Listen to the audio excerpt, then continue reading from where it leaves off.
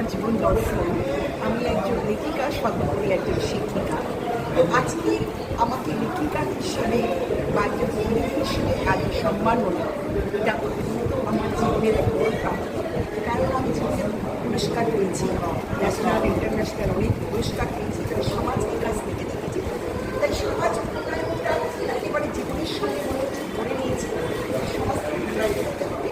তো আজকে একজন মনে হয়েছে যে বলি যে একজন শিক্ষিকা ভালো সাধারণ শিক্ষিকাকে বক্তৃতা করে, ভালো শিক্ষিকা বিশ্লেষণ করে, বিশ্লিষ্ট শিক্ষিকা সমাজকে অনুপ্রাণিত করে।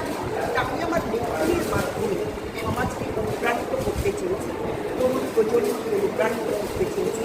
জীবনকে কেন্দ্র করে আমার সাহিত্যের মাধ্যমে সমাজকে গড়ে তুলেছি এবং সমাজ, সাহিত্য, ভাষা, সংস্কৃতি, কৃষ্টিকে একটি সরলরেখায় ধরে সেটাকে একেবারে মনে হয়েছে এক মহামূল্যম করে দেওয়া এবং সেটাকে একেবারে সুরক্ষা করা আমাদের দায়িত্ব।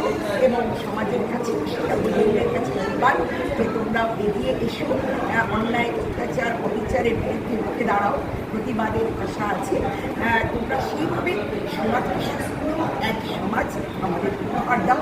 সেই পাওয়ার আশায় আমার